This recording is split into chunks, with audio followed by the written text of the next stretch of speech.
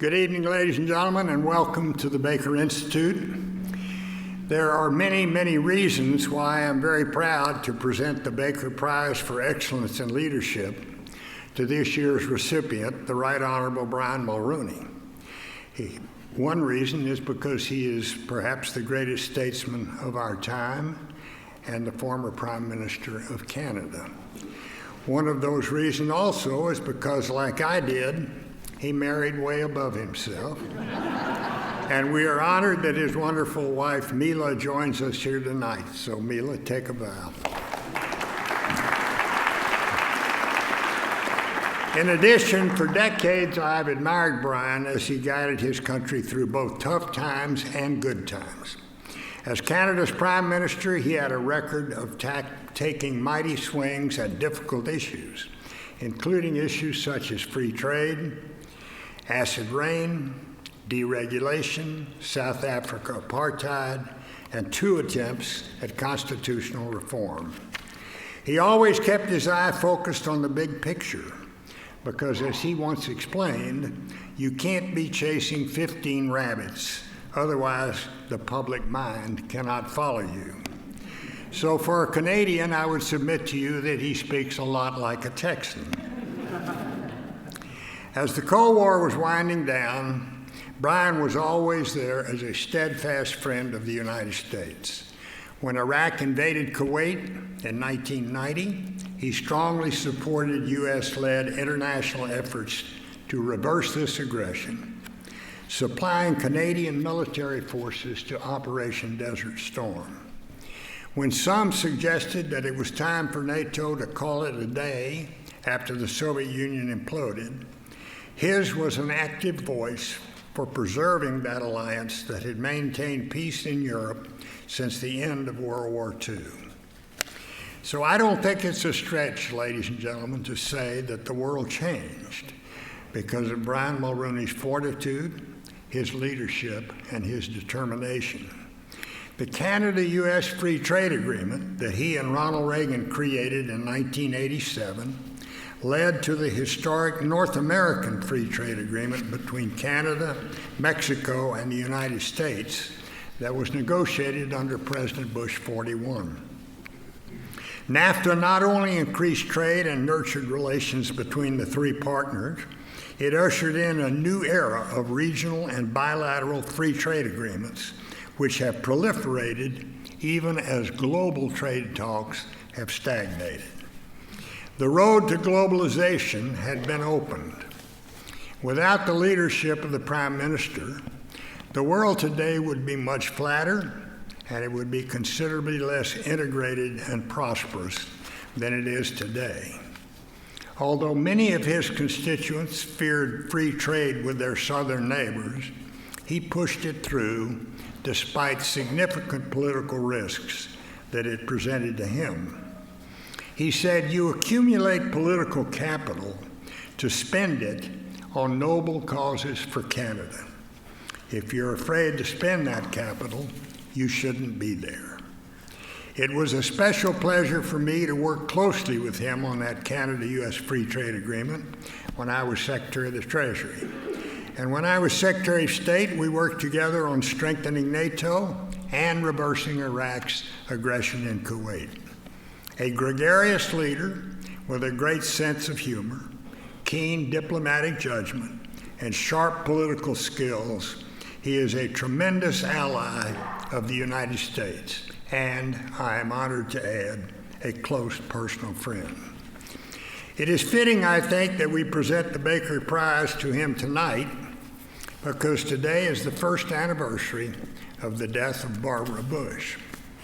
The First Lady and her husband were extremely close personal friends with both Brian and Mila. So I suspect that the President and Barbara are up there in heaven right now, looking down on us and wondering why we didn't give him the award many years ago. And so, ladies and gentlemen, it is a great pleasure for me to award the Baker Prize for Excellence in Leadership to a truly great statesman of our time, the former Prime Minister of Canada, the Right Honourable Brian Mulroney. Brian?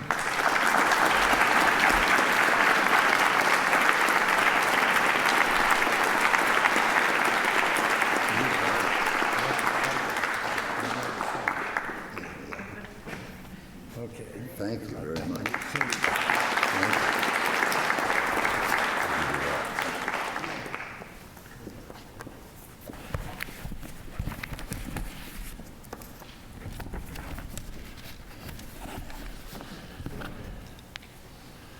Mr. Secretary, Susan, and distinguished guests, including the daughter of an old friend of mine from Baie-Comeau, Quebec, Peter Dawson, who became an ophthalmologist here in Houston. His daughter is with us tonight, which makes it special for Mila and me.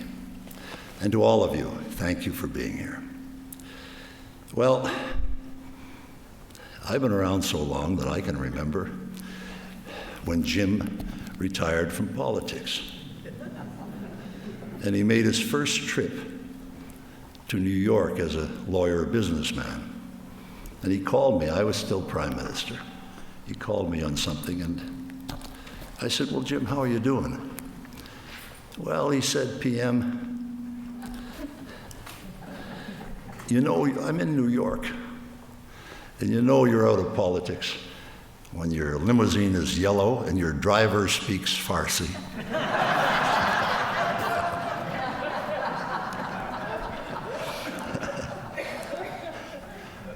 I could have told him that when the first trip that I made when I left office was to Orlando for a board meeting, and I got on a commercial flight, first time in a long time.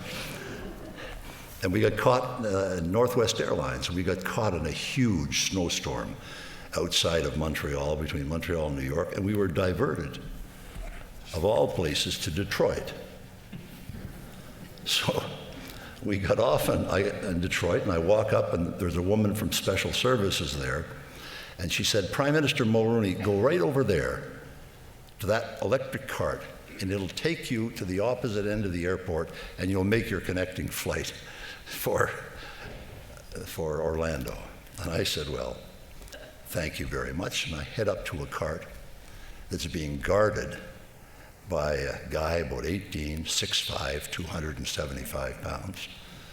And just as I approach the cart, a woman who was on the plane with me charges in front of me and says to the guy, "I have to have that cart right now." And he says, "You cannot have this cart." She said, "Why not?" I said, "This cart is reserved for the former dictator from Canada."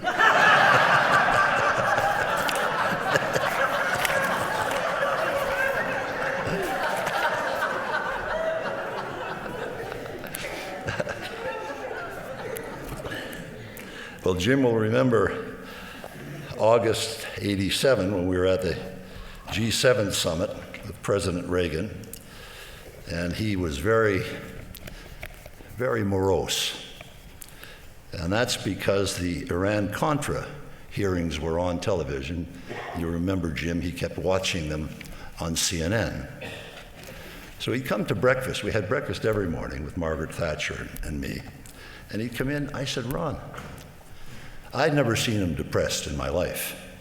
And I can't say he was, but he was morose, unhappy. So I said, "Ron, you got to stop watching CNN. Watch Bonanza." Oh, he said, "Brian, look, this stuff is going to hurt me, you know. This is not good. It's going to hurt me." So indeed, after the summit, he heads home, and it's a Sunday, a couple of weeks later, and I'm at the Prime Minister's, Mila and I are at the Prime Minister's summer residence at Harrington Lake, and the Sunday New York Times comes out with a big poll, black headlines. "Reagan's popularity plummets to 59%. And right then I understood the difference between Canada and the United States.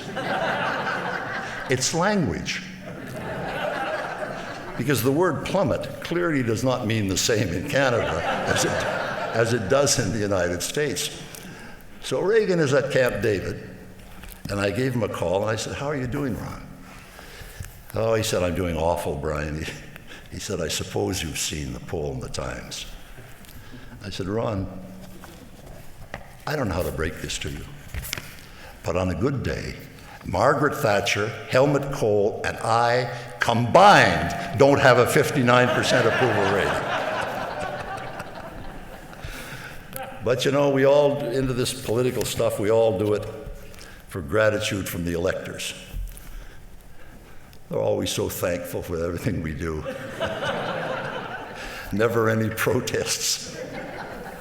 And a number of months after I resigned, and in Canada, as Jim knows, because he was there often, the Prime Minister's residence has two Royal Canadian Mounted Police guard houses outside to protect the Prime Minister and his family, apart from the usual complement of Secret Service for all of us.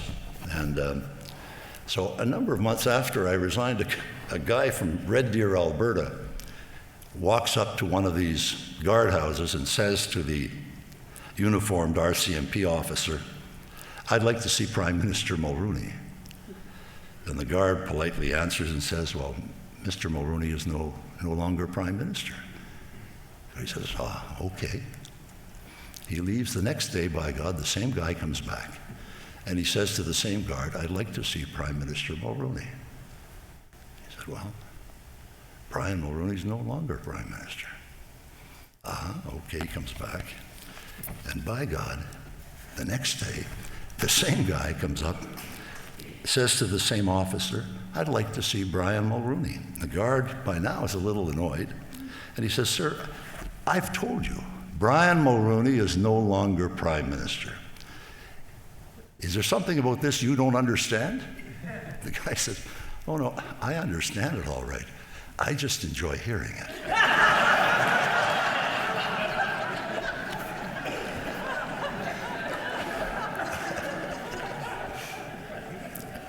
And because Jim, of course, was Secretary of State, I can't begin my remarks without commenting on one of my favorite foreign ministers, who was George Brown in the Wilson government in the United Kingdom.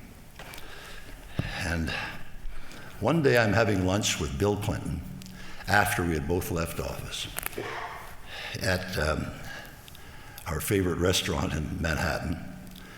And Clinton is very upset because the New York Times that same day started another series on Bill, and you know what I'm talking about. And he was really upset. Why the hell are they back at this again? It happened so long ago, and so on. So to make him feel a little better, I said, Bill, look, why are you worried about this? There are no good scandals in the United States or Canada. I mean, we're just as dull as dishwater. Now, if you want a good scandal, go to the United Kingdom. Get on the plane, get off at Heathrow, pick up any tabloid. There on the front page is members of Parliament, cabinet ministers, members of the royal family, everything. Des ménages à deux, des ménages à trois, des ménages à quatre, whatever you want. Now there's real scandals. I said to him, but you know, my favorite was George Brown, who was Foreign Secretary under Prime Minister Wilson. And he loved booze, and he loved blondes. And as Her Majesty's Foreign Secretary, he was able to pursue both around the world. I'm told with some success. And he shows up in Latin America at a huge diplomatic reception, 3 sheets to the wind. And he has a double scotch, and he stands back sipping it against the wall. By this time, he's already pretty loaded. And as the band began to play, an intriguing figure in scarlet wafted by. And Brown saw this and staggered over and said, "Lovely lady in red, may I have the honor of this waltz?" And the answer was, "No, you may not. First of all, you're drunk.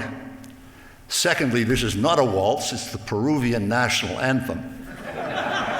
And thirdly, I'm not a lovely lady in red, I'm the Roman Catholic Archbishop of Lima, Peru.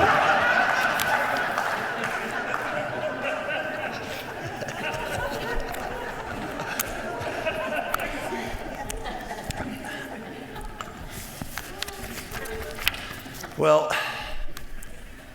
after one has spent considerable time in a leadership role at the G7, NATO, the United Nations, and countless bilateral heads of government meetings, you get to know all the players and all the key aides.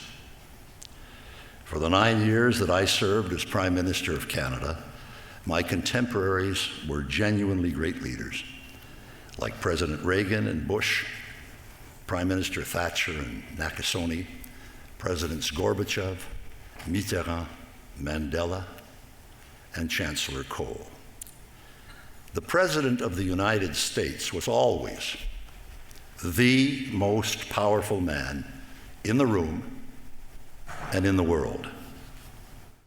And sitting next to him was the second most powerful, James Baker. Whether he was Chief of Staff to the President, Secretary of the Treasury, or Secretary of State, every other head of government in the world knew that when dealing with Mr. Baker, it was as if one were speaking to the President himself. So close was their friendship and loyalty, and so strong was their mutual trust and commitment. That's why Jim Baker played such an influential role in American public life for so long. And that's why 50 or 100 years from now, the principal international responsibility of the Prime Minister of Canada will be precisely what it is today: the leadership and management of our relationship with the United States of America. This special relationship of two great nations is based on shared fundamental values, liberty and democracy, and we did not hesitate to defend them from attack. There are reminders of that from the trenches of one war to the beaches of the next, places inscribed in the history of valor where Canadians and Americans have fought together and Canadians and Americans have died together in the defense of freedom. The handling of this relationship, so indispensable to our economic well-being and national security, requires skill, sensitivity, and an awareness of the nuances of opinion and power in the White House, the Congress, media, and interest groups. In other words, our prime ministers must understand the special responsibility that the United States bears in this new international order.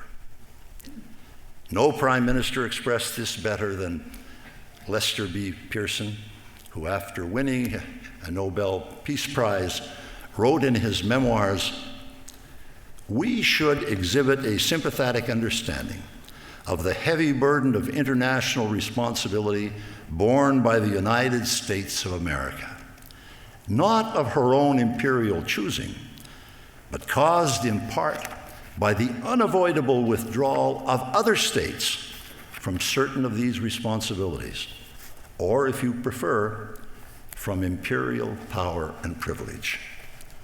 Above all, as American difficulties increase, and they always shall, we as Canadians should resist any temptation to ever become smug and superior, namely, you are bigger, but we are better.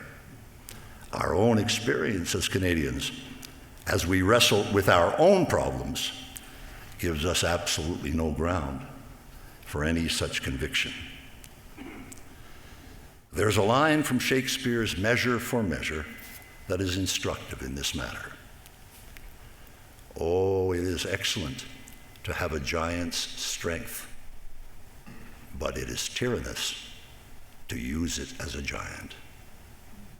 And that is precisely where a Prime Minister of Canada can play his most important and constructive international role.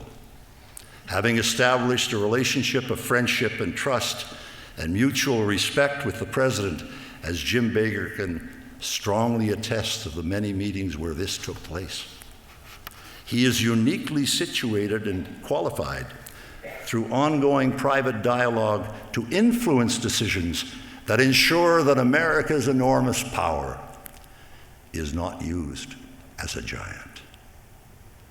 My experience has been that when presidents and their key advisors listen carefully to Canadian prime ministers and others, there are beneficial impacts on policies, making them more thoughtful and more respectful of the sensitivities and needs of the international community and its multilateral institutions.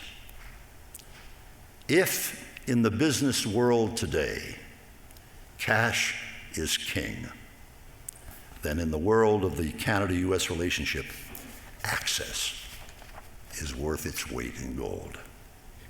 It is a privilege that Canada should never squander or surrender because of the magnificent benefits it can bring to our country in the pursuit of our objectives and to the world in which the United States of America leads and in which Canada must continue to play a constructive and influential role.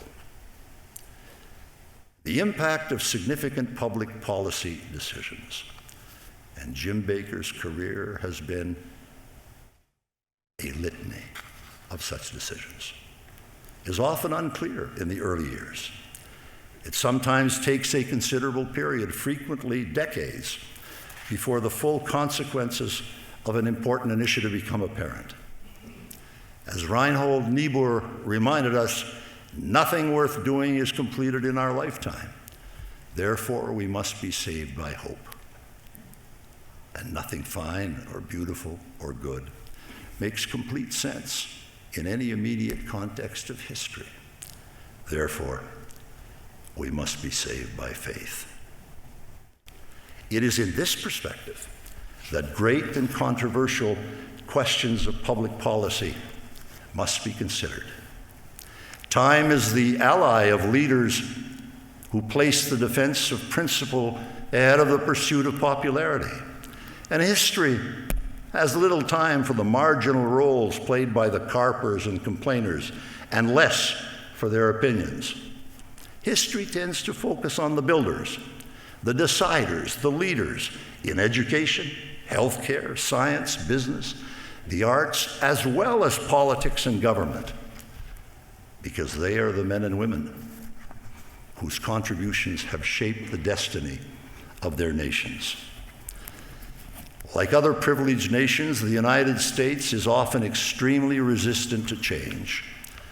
Deep and important structural changes are indispensable, however, to maintain a growing economy and ensure the flourishing of peace and liberty. And they can only be brought about by a firm expression of political will. But leaders must have vision, and they must find the courage to fight for the policies that will give that vision life. As it was remarked in the Old Testament, young men have visions, and old men dream dreams. And great nations like the United States require a combination of both. Leaders must govern, not for easy headlines in 10 days, but for a better America in 10 years. And they must be ready to endure the attacks that often accompany profound or controversial change, while they await the distant and compelling sounds of a verdict that only history and a more reflective nation can render in the fullness of time. In March of 1985, President Reagan and I agreed to consider the negotiation of a comprehensive free trade agreement between our two countries. Growing protectionism in Congress then was leading to growing estrangement in Canada vis-a-vis the United States. The situation was not an encouraging one at all. After a highly successful subsequent state visit to Canada, President Reagan reported to the American people in his weekend radio address. Remember those? When he spoke to America on the weekends. Quote, "We also discussed our current efforts to tear down barriers to commerce and establish free trade between our peoples and countries. The enthusiastic reception I received from the Canadian Parliament suggests that a free trade agreement between Canada and the United States is an idea whose time has come. I pledge to Prime Minister Mulroney and the people in Canada that we're going to make this visionary proposal of the Prime Minister a reality. We'll do it for the prosperity and jobs it will create in both our countries, but just as important, it will be an example to all the world that free and fair trade and not protectionism is the way to progress and economic advancement." For my part, I had to call and win a general election in 1988 on the free trade agreement. With an economy 1/10 the size of yours, my opposition was ferocious. All opposition parties, interest groups, all the important media leadership, university professors, and so on, rode a wave of anti-Americanism, saying that Canada would lose its shirt, and that Brian Mulroney loved the Americans so much that he wanted to become governor of the 51st state. My response was that the campaign results would prove that there are not enough anti-Americans in Canada to elect a dog catcher, let alone a prime minister, and that if I put the question straight to the Canadian people, they would vote for free trade because it was in the interests of Canada and the United States. And we won a huge majority. So my government was reelected with another overwhelming majority in Parliament, and the free trade agreement was signed by President Reagan and myself on January 1st, 1989. So what happened? Well, before answering that question, let me state firstly that there would have been no free trade agreement at all to campaign on or to fight about without Jim Baker. After 2 years of effort, negotiations between our countries had hit an absolute dead end. And in frustration, I called our negotiating team home. I then told President Reagan that he urgently needed a skilled problem solver to pull this one out of the fire, and we both quickly agreed that Jim Baker was the only person who fitted that bill. Jim took it on, and listen to this. At the same time, the same 10 days, he had World Bank and IMF meetings going on in Washington at that same time, in which he had to play an absolutely key role. He nevertheless found the time to direct and maneuver his side to the conclusion of a win-win deal, a complex trade agreement, the largest in the history of the world, within a week. So I am here to tell you tonight that this $1 trillion agreement would never, ever have taken place without the resolve and the spectacular leadership of Secretary Jim Baker.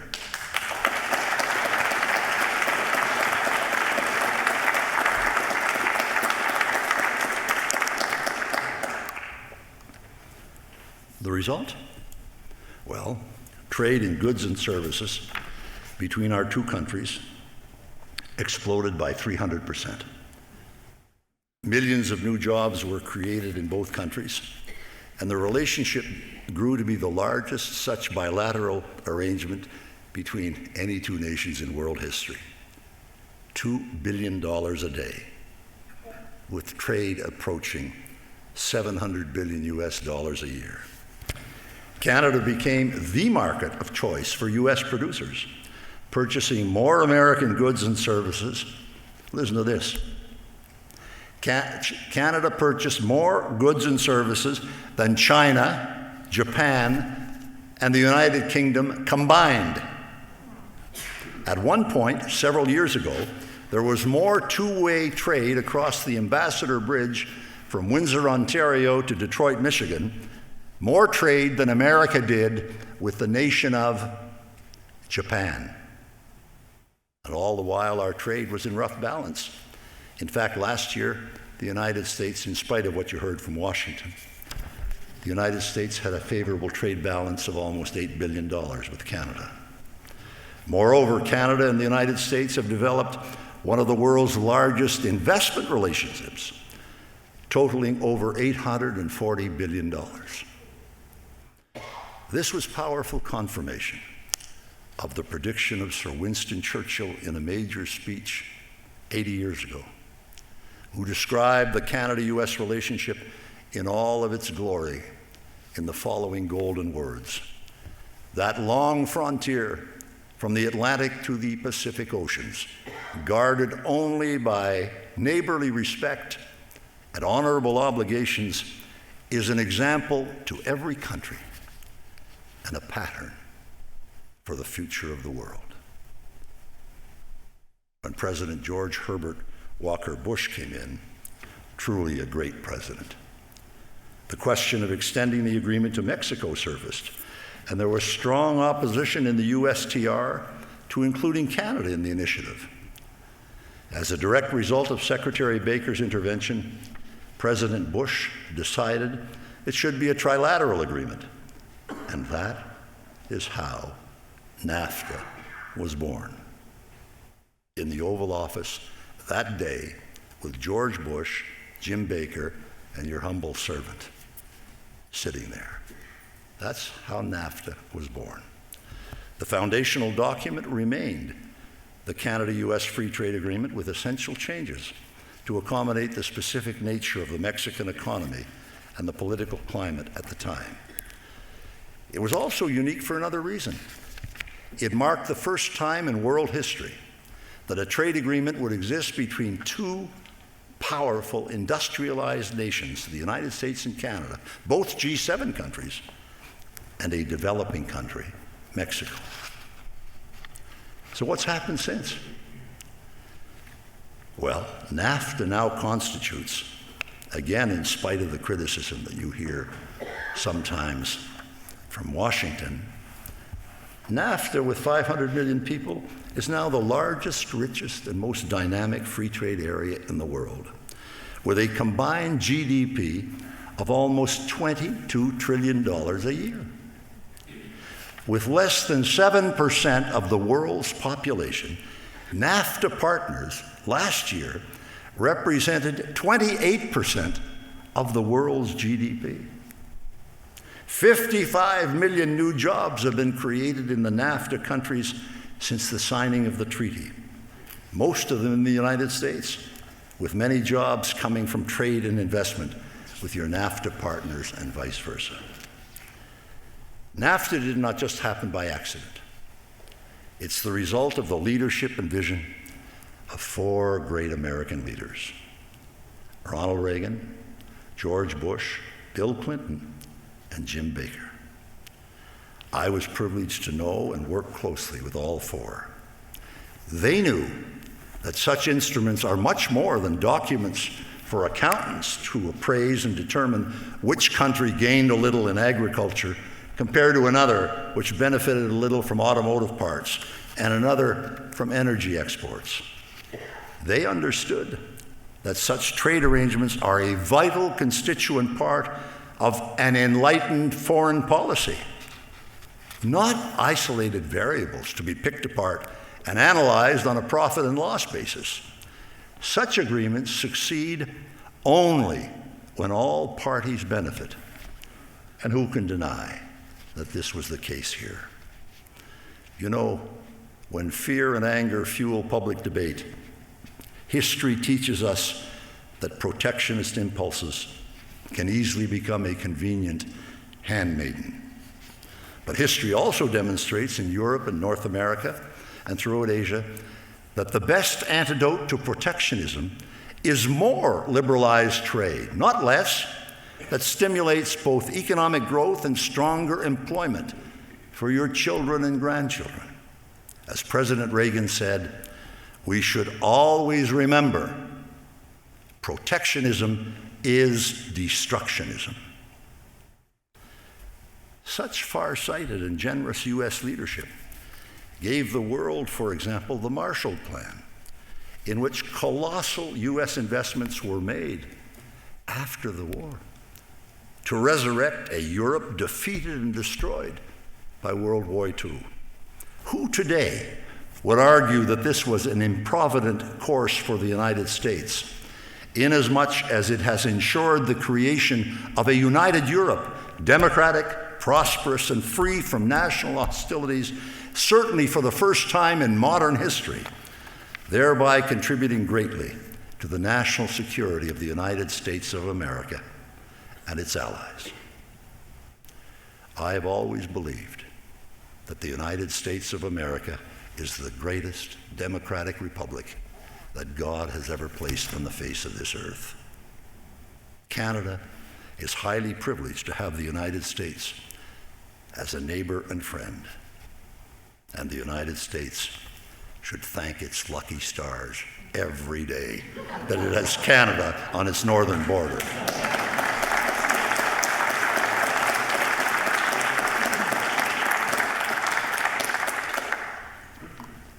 And why? Because this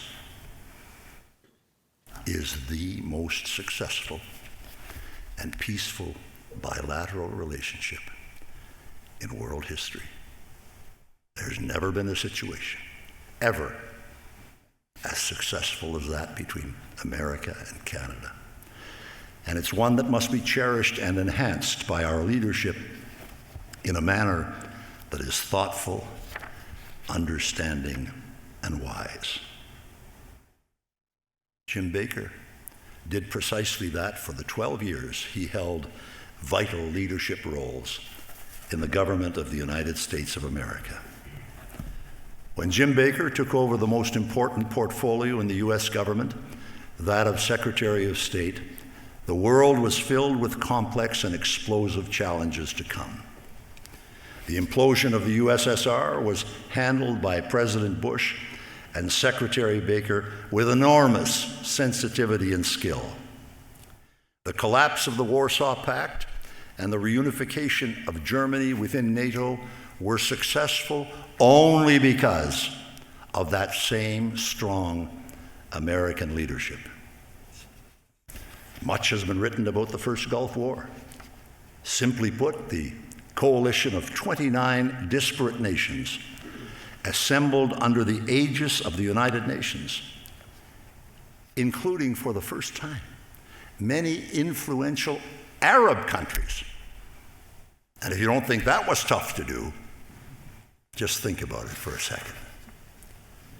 This was led by the United States and will rank with the most spectacular and successful international initiatives ever undertaken in modern history, designed to punish an aggressor, defend the cause of freedom, and ensure order in a region that had seen too much of the opposite for far too long. While President Bush was the commander-in-chief, directing strategy and making decisions in the war from Washington, Jim Baker was his indispensable diplomatic right-hand man, flying from capital to capital continuously around the world to ensure its flawless execution. And the icing on the cake was that they actually persuaded the Allies, and not Mexico, to pay for it. How do you like them apples? And how do I know this? Because I was there to see it happen. Last December 31, in a major editorial called A Changing of the Guard, the New York Times did an extraordinary analysis of the fabled foreign policy leaders, Democrats and Republicans, in America for the last 50 years. It related the accomplishments of Henry Kissinger, George Shultz, James Baker, Colin Powell, Richard Lugar, Madeleine Albright, Sam Nunn, William Perry, and Lee Hamilton, giants all. And how was Jim Baker's contribution described? Well, like this, and I quote, "Then there is James Baker, the former Treasury Secretary and White House Chief of Staff, who, empowered by President George Herbert Walker Bush, was arguably the best Secretary of State in the modern age." Let me repeat that.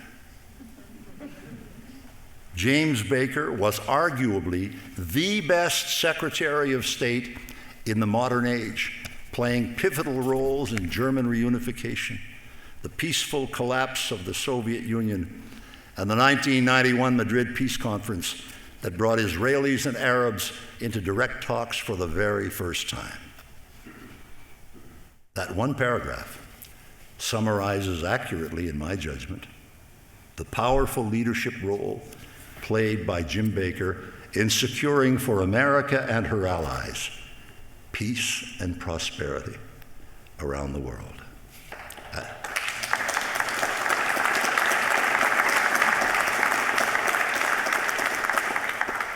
As President Reagan said in his farewell address to the American people, not bad, not bad. In his dealings with foreign leaders, Jim Baker was always direct, respectful, humorous, brilliant, and tough as nails. He knew precisely what the U.S. needed and wanted, but he knew as well that his interlocutor needed to walk away with something of significance too, and with his dignity fully intact. And he always did. While pursuing U.S. objectives with strength and vigor, Jim Baker never hesitated, as the French say, il faut mettre de l'eau dans son vin. He never hesitated to put water in his wine in order to soften the impact on or to strengthen the allies with whom he was working. That is why U.S. alliances around the world were uniquely powerful and unassailable, and why Allied leaders knew that while Jim Baker and the presidents he served were in office, America would always have their backs because their word was true and their friendship was cast in concrete. It is therefore, ladies and gentlemen, with great pride and gratitude that I accept tonight the James A. Baker III Prize for Excellence in Leadership.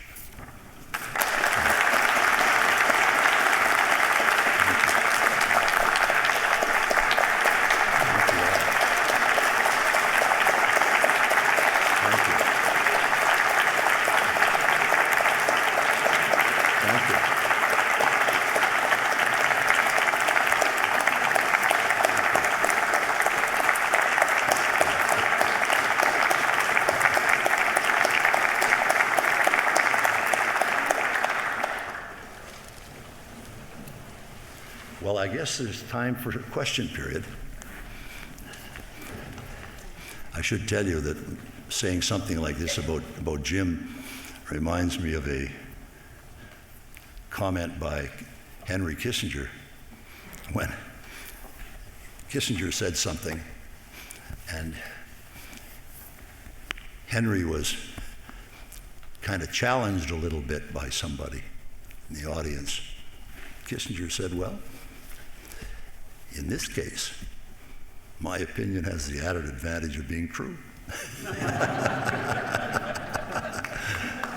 So if there are any questions, I'll be happy to.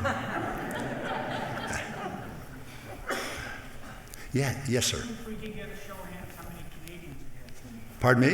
I wonder if we could get a show of hands of how many Canadians are here tonight. Well, there's one here. Oh, my goodness, we're doing well. We're doing well. Yeah.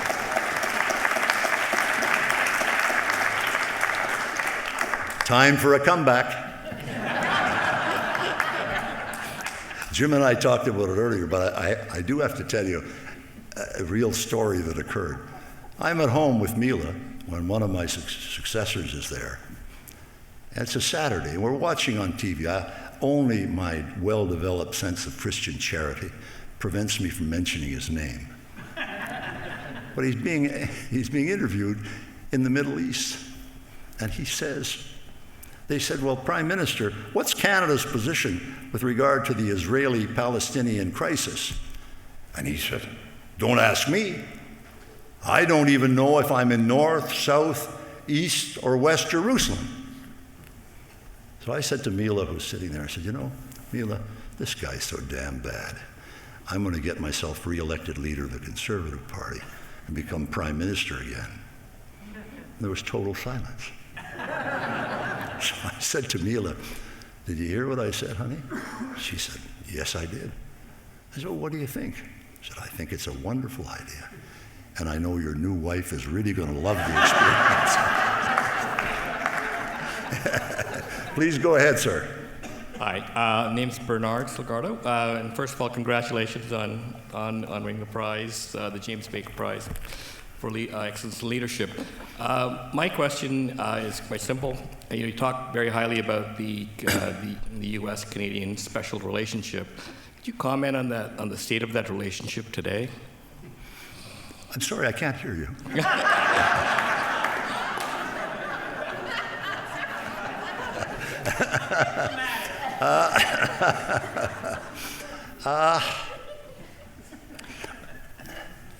Diminished, I would say. It's still, you know, we have so much going on together that institutionally it takes over and good things continue to happen, you know, with the Senate and the House and so on.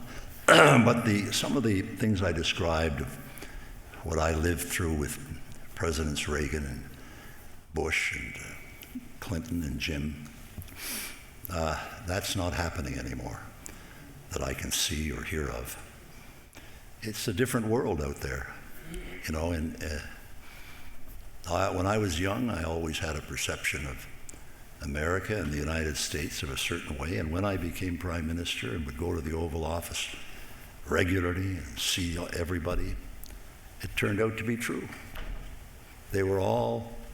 These were people who grew in the office and brought enormous pride to America in the manner in which they acted and handled themselves.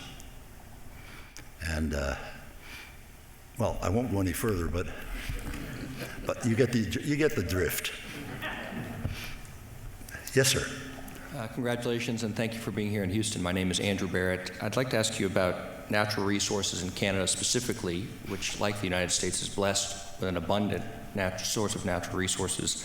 Climate change is on the front page news every day. There's large environmental movements on the march. Carbon fuels seem to be out of vogue. How should Canada specifically balance these issues going forward? It's a big industry, and yet there are costs of seemingly of carbon fuels. How should your country balance these issues going forward? Well, we did establish one of the principles in the Canada-U.S. Acid Rain Treaty, where acid rain was killing all the lakes and streams and rivers in the northeastern United States and across 4 provinces in Canada. We're getting 150,000 lakes had been killed already. President Bush decided he was going to do something about it after I had harassed him for as long as I could. And he decided he was going to do something about it. And Jim Baker was involved, and we established prices on Canadian polluters who were polluting, and Americans, and we got rid of acid rain. You don't hear acid rain mentioned anymore in Canada because it doesn't exist. Now, our problem in Canada with regard to our natural resources and is that we don't have the pipelines to get them out. And the pipelines are being obstructed by the environmentalists, by the Aboriginals, and by some of the provinces. So my suggestion would be, look, you get everybody together after you figured out, like we did in free trade, which was a highly complex thing, and you can see from the results how beneficial it was. And you get them together, and you say, look, the Aboriginals have important rights, and here's what we're going to do for them. The environmentalists have a point of view, and here's how we're going to accommodate that. And the provinces, we're going to share in the revenues as well with them in the following way. And I, as Prime Minister, am going to build a pipeline west, east, and south. And they say, well, no, you can't do that. We're not going to let you do it. All right, I'm going to pull the plug and call a general election, as I did on free trade. And we'll let the Canadian people decide. Are we going to have 175 billion barrels of oil in Alberta in the ground for 1,000 years? Or are we going to do something about it? The third largest reserve in world history is right there, and we can't move it. So there's a big challenge, and I think the answer is, which I kind of talked about a little bit tonight, is leadership. You know, our friend Clinton once said, leadership is the capacity to look around the corner of history just a little bit. Well, that's what George Bush did.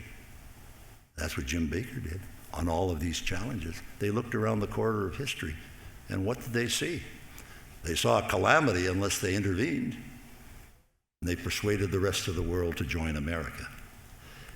It's a different level of a problem, different kind of problem, but the answer is the same. Leadership. As Jim said in his introduction, I've always contended, if you're in politics to be popular, good luck to you. You'll be popular. You can give away the store and make everybody happy.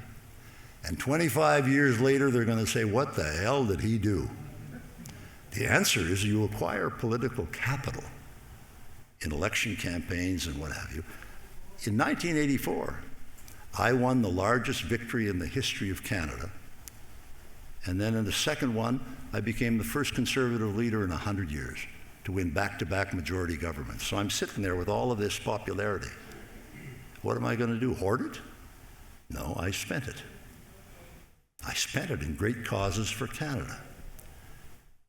The result was Neil and I had to avoid tomatoes being thrown at us for a number of years. But today we can look back on our service and say, hey, we did what we thought was right. So what's lacking in this thing right now is leadership.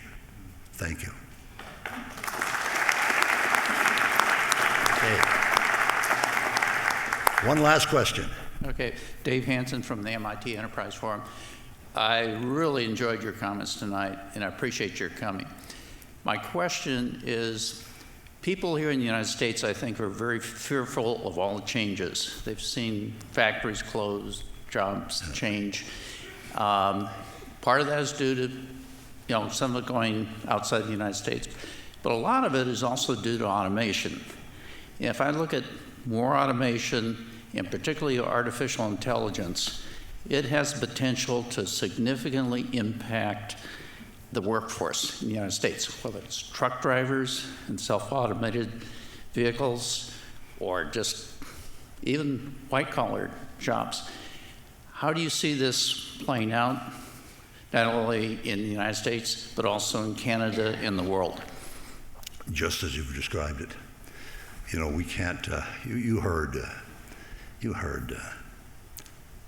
comments 2 years ago in the campaign that NAFTA was the worst thing ever done.